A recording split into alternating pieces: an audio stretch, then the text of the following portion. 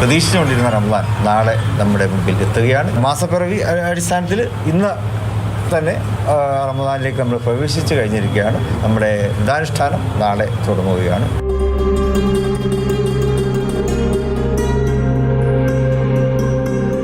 വ്രതശുദ്ധിയോടെ റംസാനെ വരവേൽക്കുകയാണ് വിശ്വാസികൾ. ഇനി സഹനത്തിൻ്റെയും ആത്മസംസ്കരണത്തിൻ്റെയും ഒരു മാസക്കാലം. മാസപ്പിറവി കണ്ടതായി ജിഫ്രി മുത്തുക്കോയ തങ്ങളും കാന്തപുരം AP അബൂബക്കർ മുസ്ലിയാരും അറിയിച്ചു. സഹജീവികൾക്ക് വെള്ളവും ഭക്ഷ്യവസ്തുക്കളും ആവശ്യമായ സംരക്ഷണങ്ങളും നൽകി നാടിൻ്റെ രക്ഷയ്ക്ക് വേണ്ടി സർവസ്വം സമർപ്പിക്കും എന്ന പ്രാർത്ഥന അധിഷ്ഠിതമായി സൃഷ്ടാവായ റബ്ബിന് വിനയാന്വിതനായി സർവസ്വം സമർപ്പിച്ച് കഴിയുക എന്നതാണ് പരിശുദ്ധമായ റമദാനിൻ്റെ ഏറ്റവും വലിയ സന്ദേശം.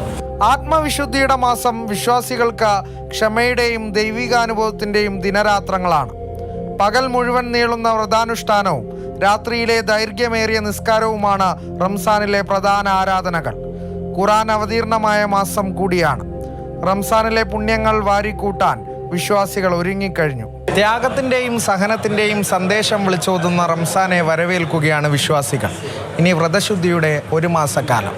പ്രജോഷ് കുമാറിനൊപ്പം അരുണമൃതനാഥ്, മാതൃഭൂമി ന്യൂസ്, മലപ്പുറം.